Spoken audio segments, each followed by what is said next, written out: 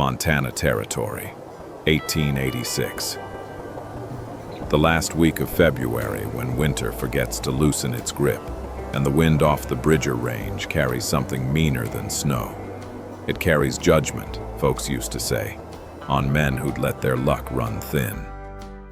Nathaniel Cole knew that judgment well. 2 years a widower, and the bank in Bozeman held a note on his 160 acres that grew heavier with every unpaid season. The barn leaned like an old man's back. The root cellar held flour enough for 6 weeks, salt pork for 4, and coffee beans rationed by the handful. In the house, his daughter Mary, 8 years old and quiet in the particular way of children who have learned that quiet keeps a house calm, kept the stove fed, and asked no questions about tomorrow. He'd gone out that night only to check the gate latch before the storm closed in. A small task, the kind a careful man does out of habit rather than hope. The wind had teeth. Snow came sideways, stinging, erasing the fence line 10 feet ahead of his lantern. That was when he found her. She lay half against the corner post, one gloved hand still gripping the wire as though she'd meant to climb it and simply run out of body before she ran out of will. Her coat was fine wool, city cut, entirely wrong for a Montana road in February. The kind of detail a sharper-eyed man might have paused over. Nathaniel only saw an old woman freezing to death 80 yards from his door. He didn't ask her name.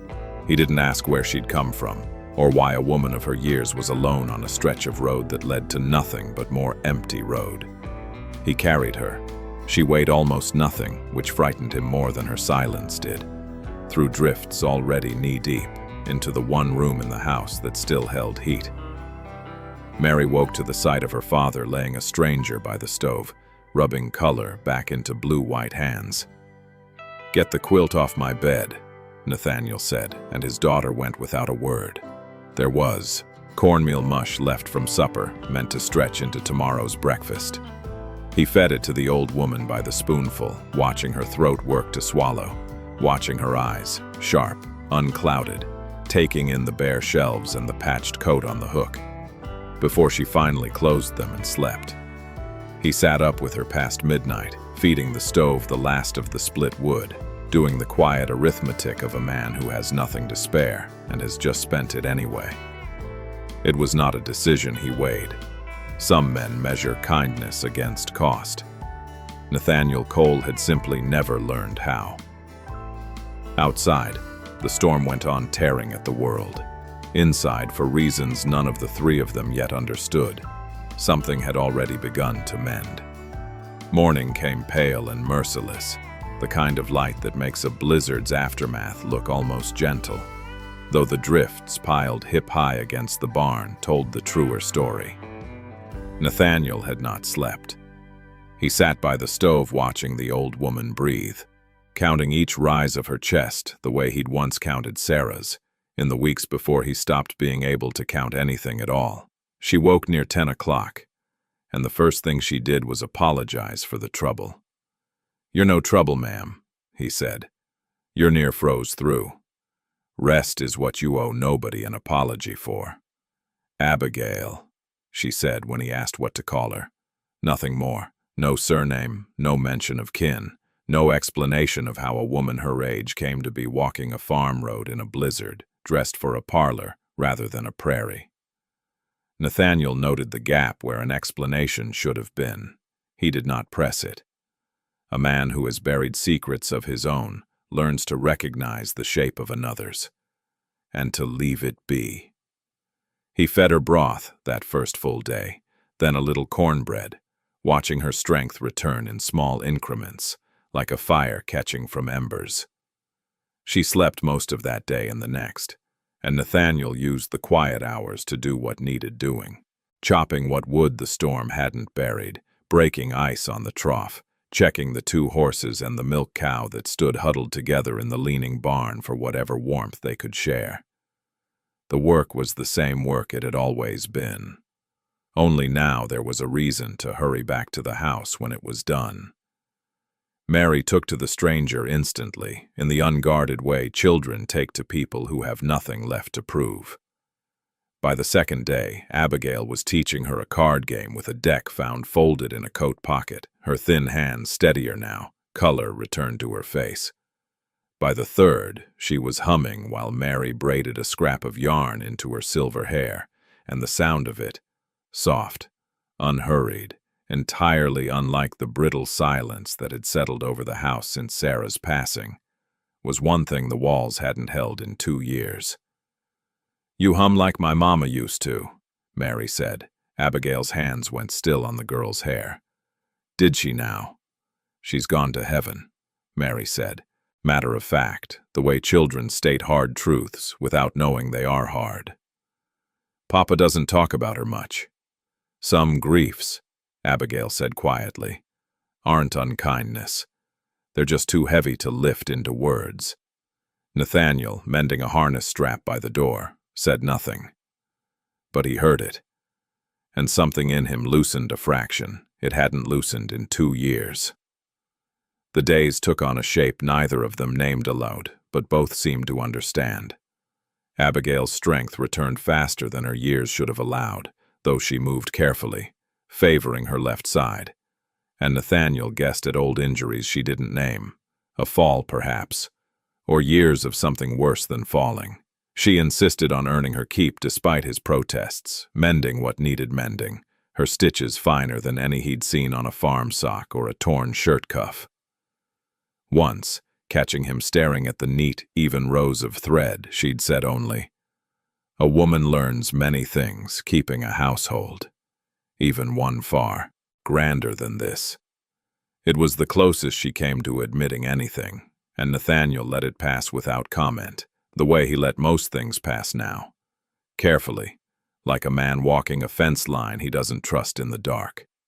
The town of Larkspur Crossing lay 6 miles east, a half-day's round trip by wagon when the roads were kind, which in late winter they rarely were. Nathaniel went in on the 4th day for what supplies his thinning credit at Hargrove's Mercantile could still buy: a sack of flour, a pound of salt, a small tin of coffee beans he'd rationed to nothing, a twist of tobacco he told himself he'd earned.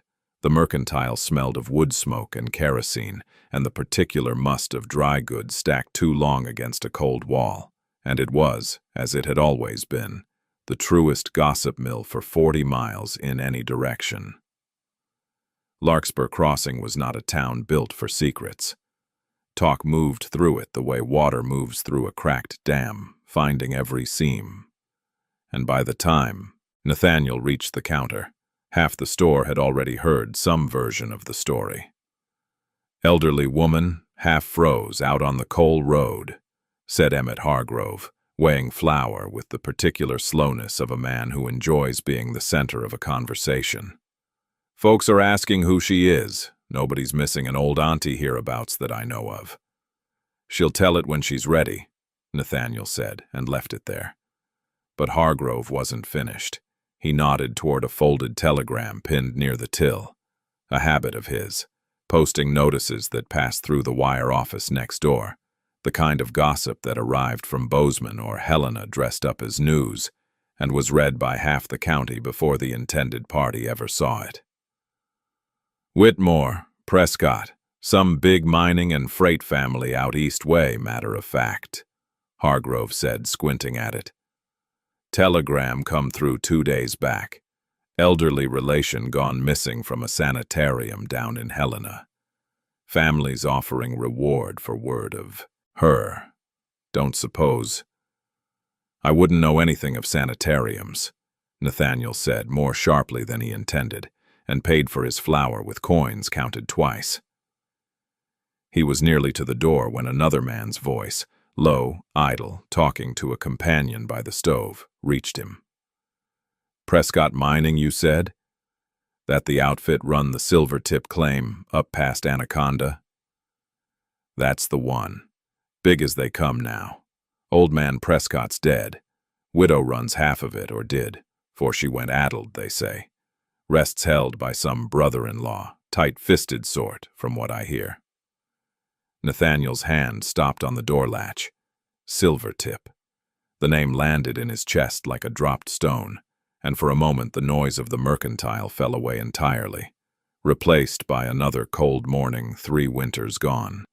A company office in Anaconda. A clerk's flat refusal delivered without so much as raising his eyes from the ledger. The words, "No funds allotted for injury, claims this quarter." Sarah had been sick 3 days, by then, fever climbing, and the doctor wanted payment before he'd ride out in weather like that. By the time Nathaniel scraped together enough, selling the good saddle, borrowing against a harvest not yet in the ground, it was 2 days too late. He did not remember walking out to the wagon that day, 3 years back. He remembered only standing beside it after, breath fogging in air gone suddenly very cold, waiting for his hands to stop shaking before he'd trust them with the reins. The ride home from Larkspur Crossing that afternoon was a long one, the wagon wheels cutting fresh ruts through snow gone soft and heavy under a weak sun, and Nathaniel let the horses set their own slow pace while his mind worked at something he couldn't yet name. A dozen questions circled him like magpies and would not settle. Why would a woman connected to wealth enough to warrant a telegraph search be walking, alone, along a farm road so far from any rail line or coach stop? Sanitariums, Hargrove had said. Addled, the man by the stove had said. Careless as spitting tobacco. Neither word fit the woman reading his mother's Bible by lamplight, sharp-eyed and steady-handed, correcting Mary's counting at cards without missing a beat. Whatever Abigail was running from, Nathaniel found himself doubting more each mile that it was her own mind. He said nothing of any of it to Abigail that evening. What use would it serve? A name overheard in a mercantile proved nothing. Prescott was common enough, mining outfits thick as flies in that country. And the woman warming herself by his stove was, whatever else she might be, an old soul who'd nearly died in his snow and asked for nothing but shelter in return. He was not a man who traded kindness for accounts owed, and he told himself so twice, the way a man repeats a thing he isn't yet sure he believes. But he watched her a little differently now, the way a man watches a door he suspects without proof, might open onto something he isn't ready to face. Abigail, for her part, watched him too, noted the shift, the small hesitation before he spoke to her the next morning, the way his eyes lingered a beat too long on her fine-stitched mending. She said nothing of it either. Some conversations she'd learned in a long life spent among men who used silence as a weapon and women who used it as armor were better left until the ground beneath them was steadier. She grew stronger through the second week, and with strength came small rebellions. She began rising before Mary for the milking, over Nathaniel's protests that she ought to rest, and the girl trailed after her to the barn each morning, like a shadow finally given permission to be light again. In the evenings, when the supper dishes were done and the lamp turned low, Abigail asked once if the house held a Bible, and Nathaniel brought down the one that had been his mother's, its leather cover soft with generations of handling, and left her to it without another word. She read by lamplight long after Mary slept, her fingers sometimes pausing over the inside back cover where the leather had been carefully, almost invisibly, reinforced, stitched along one edge in a way no ordinary binding required, as though something more than scripture lived pressed flat inside it. If Nathaniel noticed the strange thickness of that cover when he banked the fire each night, he said nothing of that either. There would come a day, though he didn't know it yet, when his silence on that single point would matter more than any words he might have spoken. "You've a kind hand with that girl," he told Abigail one such night. The fire burned low, Mary long asleep down the hall. "She hasn't laughed like that, free like that, since her mother passed. Children forgive the world faster than we do," Abigail said, not looking up from the page. "It's we who forget how. Some things aren't so easy to forgive." She looked at him a long moment then, something knowing in her, face, though, whether she'd guessed at his private ledger of grief or carried one of her own equally unspoken, he couldn't say and didn't ask. No, she agreed. Some things aren't easy at all, but a body can still choose each morning whether to carry the weight forward another day or set a little of it down.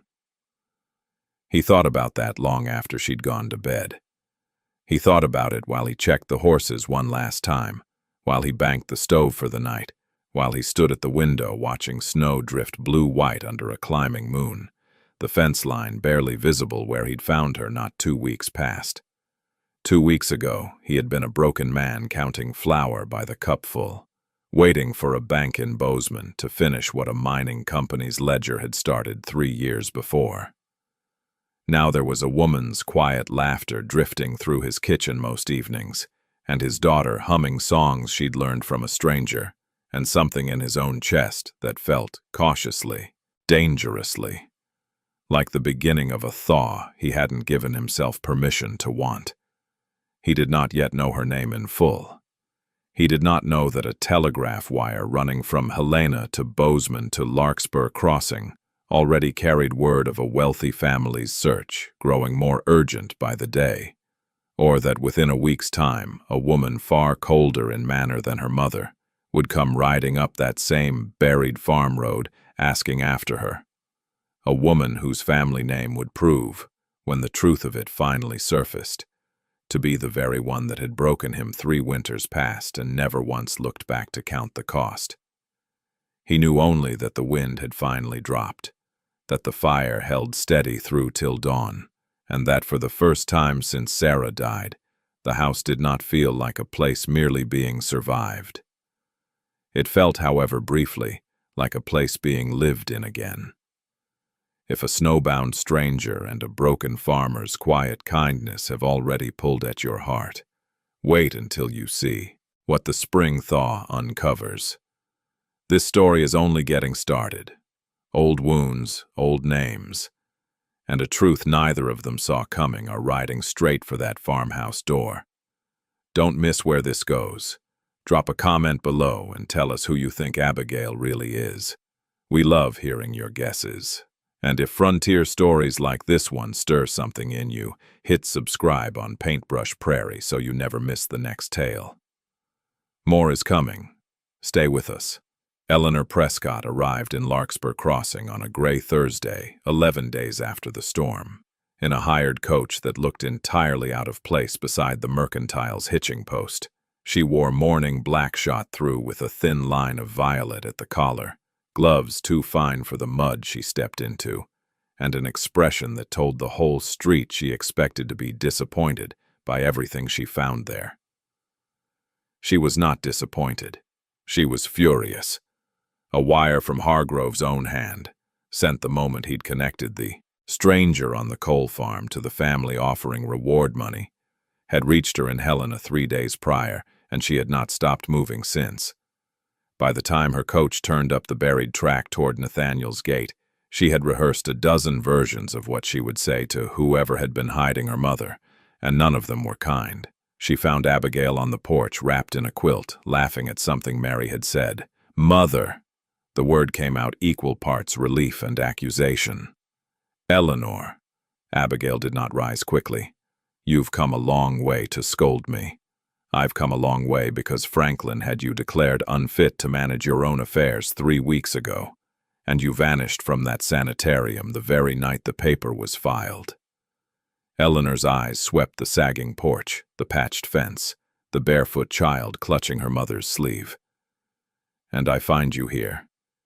In this." Nathaniel came out from the barn in time to hear the last of it, and something in his chest went hard and quiet. He recognized the tone. He'd heard its cousin from bank clerks and company men, the voice of someone who had never once had to weigh flour by the cupful. "Ma'am," he said, "your mother was near dead in a snowbank when I found her. She's welcome here as long as she needs." Eleanor turned the full weight of her gaze on him, a farmer in a patched coat, a girl half hidden behind him, a house that looked one hard winter from collapse, and reached, without quite deciding to, for the only language she trusted. "Whatever you've spent on her keeping, I'll pay double, and something further, for your trouble." The silence that followed was worse than shouting. Nathaniel felt the offer land the way the clerk's ledger had landed 3 years before. A man's care measured out in coin, as though tending a dying stranger through the night were a transaction like any other. He did not raise his voice. "I didn't pull her out of that snow for money, and I won't take it now for the same reason. Good day, Miss Prescott." He walked back to the barn and did not look back, though his hands shook faintly on the harness he pretended to mend, and it took him a long while to understand the shaking wasn't only anger. Abigail watched her daughter's face color and said only, "You've grown accustomed to people who can be bought, Eleanor. Not everyone can." Eleanor stayed the week in a room let above Hargrove's store, riding out each day to sit with her mother, and what she found there unsettled her more than the farm's poverty ever could. Abigail was stronger than she'd been in a year, color in her cheeks, sharpness back in her eyes, laughter Eleanor hadn't heard since before her father died. It had not come from doctors or sanitarium nurses. It had come from a broken farmer's cornmeal mush and a child's unguarded affection given freely to a woman whose name they hadn't even known. She began, despite herself, to watch Nathaniel, too, the careful way he split wood so. The sound wouldn't startle the horses, the patience in his voice when Mary asked the same question 3 times, the stubborn pride that had turned away more money than most men on that road would see in a year. It did not fit the picture she'd built of him on the ride out. She found she did not know what to do with the picture that remained. Word reached Larkspur Crossing that same week that riders were moving through the valley, 6 or 7 men, unbadged, asking after an old woman answering Abigail's description, turning over barns on outlying farms without so much as a by-your-leave. Marshal Thomas Reed rode out from his office in person to meet them on the Anaconda Road and turned them back with nothing sharper than a flat refusal. "You've no writ, no warrant, and no standing in this territory," Reed told their foreman, a broad man named Cutter, who answered to Franklin Prescott directly. "A man's land isn't yours to search on a rumor. Bring me paper signed by a judge and we'll talk different."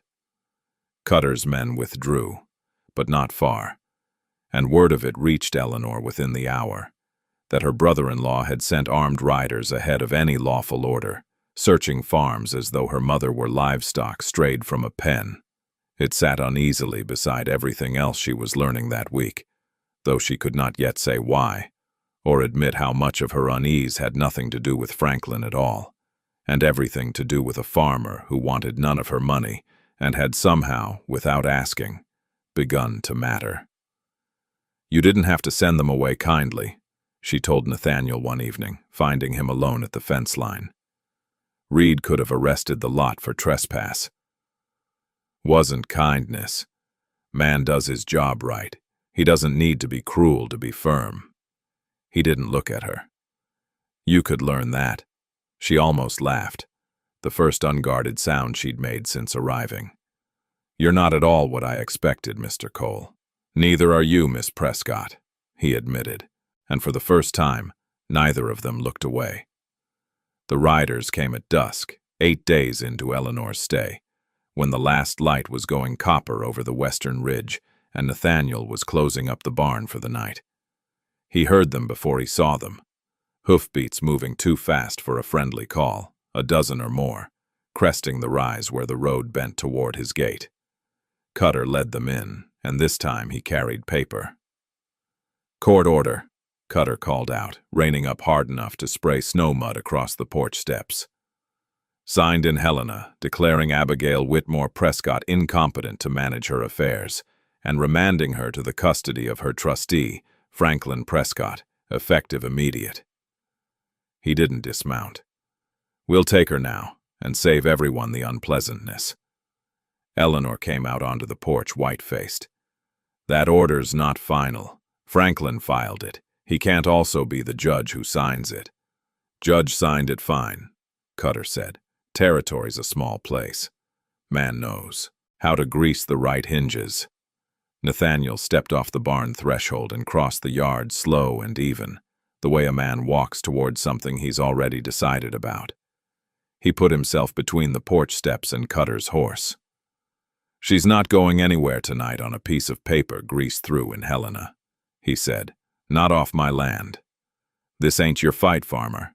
Made it mine the night I carried her in out of a blizzard." His voice didn't rise.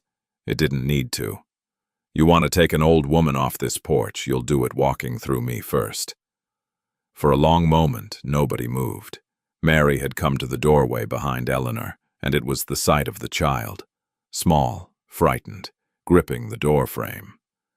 That seemed to decide something in Cutter's men, several of whom shifted uneasily in their saddles at the thought of what they'd been asked to do in front of a girl not yet 9 years old. It was Abigail who broke the silence, coming out onto the porch herself, steady, on her feet now in a way she hadn't been in weeks, the family Bible held against her chest, like something she'd carried a long way for exactly this moment. "Before anyone rides off with me," she said, "you'll want to see what's inside this." She opened the back cover, worked her fingers along the reinforced seam Nathaniel had noticed weeks before, and never once asked about, and drew out 2 folded papers, brittle with age and careful handling. The first was a codicil to her late husband's will, dated 18 months prior, witnessed and notarized in Helena, transferring controlling trust authority to Eleanor alone in the event of Abigail's incapacity. Authority Franklin had quietly buried rather than filed, because a filed codicil would have stripped him of the very trusteeship he was now using against her. The second paper was older, its ink faded to brown, and it was this one Nathaniel found he could not look away from. "Silvertip Claim, 1883, Abigail said, holding it toward the porch light so all could see. A letter in Franklin's own hand, instructing the company clerk to withhold injury and hardship claims from workers that quarter, to protect dividend payments ahead of a shareholder vote. I kept it. I didn't know why at the time, only that a mother learns to recognize her son-in-law's greed long before the rest of the world catches up to it. Eleanor took the letter with hands that had gone unsteady, read it once, then again, and looked up at Nathaniel with an expression he would remember for the rest of his life. Not pity, but recognition, arriving too late and too fast at once. "Mr. Cole," she said quietly. "Silvertip. 3 years back, was that?" "My wife," Nathaniel said, and the words came out rougher than he intended. 3 years of careful silence, breaking all at once. "Sarah took fever. Company wouldn't pay the injury claim that would have covered the doctor. By the time I found the money myself, it was 2 days too late." He looked at the letter in Eleanor's hand, not at her. "I didn't know the name behind that ledger till a month ago. Didn't matter, I told myself. Man doesn't get to choose who needs shelter in a storm." The yard had gone entirely silent, but for the horses shifting in the cold. Cutter, to his credit, had gone still in his saddle, the court order suddenly looking a good deal less official in the fading light. It was the sound of new hoofbeats that broke the silence. Marshal Reed, summoned by a boy Nathaniel had sent running for town the moment he'd spotted riders on the ridge, arriving with 2 deputies and considerably less patience than he'd shown on the Anaconda Road. Reed read both papers by lantern light without hurrying, the way a careful man reads anything that matters. Then he looked up at Cutter.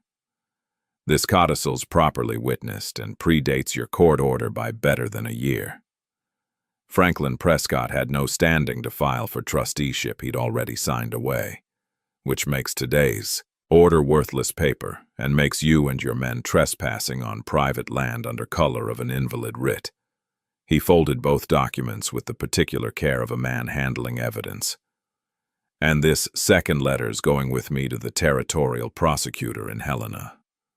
Withholding a workingman's rightful claim to protect dividends is fraud in any court in this territory, and I expect Mr. Prescott will have considerably more pressing matters than an old woman's whereabouts before the month is out." Cutter didn't argue further. He turned his horse without another word, and his riders followed him back down the buried road the way they'd come, taking the last of the day's tension with them. Eleanor stood on the porch a long while after the hoofbeats faded, the old letter still in her hand, looking at Nathaniel as though seeing him, truly seeing him, for the first time since her coach had pulled up 11 days before. "I owe you an apology," she said finally, "far larger than any I know how to give." "You didn't write that letter," Nathaniel said. "Wasn't your ledger. Wasn't your hand that signed it. No, but it was my family's name on the door, and I never once asked what that name cost the people beneath it." Abigail, watching them both from the porch step, said nothing at all, only closed the Bible gently, the way a woman closes a book whose hardest chapter has finally, mercifully, come to its end. Word of Franklin Prescott's undoing reached Larkspur Crossing the way most important news reached it, slowly at first, then all at once. The territorial prosecutor in Helena, presented with a letter in Franklin's own hand and a codicil that had lain buried 18 months in a Bible's false binding, moved with unusual speed for a man of the law. By the time the mountain roads began to soften with the season's first real thaw, Franklin Prescott had been stripped of his trusteeship entirely, indicted on charges of fraud against the Silvertip miners, and left to answer to a shareholder board considerably less forgiving than his sister-in-law had been. He would spend the better part of the coming year in a Helena courtroom, and whatever became of him after that, he troubled the Cole farm no further. Eleanor did not celebrate the victory the way Nathaniel expected a woman of her position might. She rode out to the farm the week the news arrived, found him mending the same leaning barn he'd been mending all winter, and stood at the fence a long moment before she spoke. "I keep thinking," she said, "that if I'd asked one honest question about that company's ledgers 3 years ago, instead of trusting Franklin to manage what my husband left behind, your wife might be alive today." Nathaniel set down his hammer. "You didn't sign that letter, Eleanor. You didn't know it existed. A person can't carry guilt for a theft they didn't commit, only for the ones they do. That's a kinder accounting than most men would offer. I buried a wife blaming, a company with no face and no name," he said. "Turns out it had both all along, and neither one was yours. I've done enough carrying these 3 years. I'd rather set some of it down." It was not forgiveness given lightly, and both of them understood that. But it was given, plainly and without condition, in the way Nathaniel Cole gave most things that mattered. Quietly, through action rather than declaration. The same way he'd carried a dying stranger in out of the snow without once asking what it might cost him. Abigail, for her part, made her choice plain within days of Franklin's indictment. Eleanor offered, more than once, to bring her mother back to Helena, to the house with its heated rooms and its household staff and its distance from anything resembling a Montana winter. Each time, Abigail declined. "I spent 40 years in rooms like that," she told her daughter, sitting on the Cole porch with Mary's head resting against her shoulder, being managed by men who thought a woman my age had outlived her usefulness for anything but signing where she was told. "I'd rather spend what's left of my life somewhere I'm needed for something truer than my name on a ledger." She stayed. Nathaniel built her a small room off the kitchen that spring, the lumber paid for, at her insistence, from her own restored funds. The one payment he accepted, because it was not charity, but simply a woman securing her own roof. And he'd learned enough by then to know the difference. Mary took to calling her Grandma Abigail without anyone quite deciding it should be so, and the name stuck the way true things do, without ceremony. The mountain pass toward Anaconda opened in the first week of April, the way it always did once the last hard snow gave way to mud and then to green. And with it came the season's first real freedom of movement.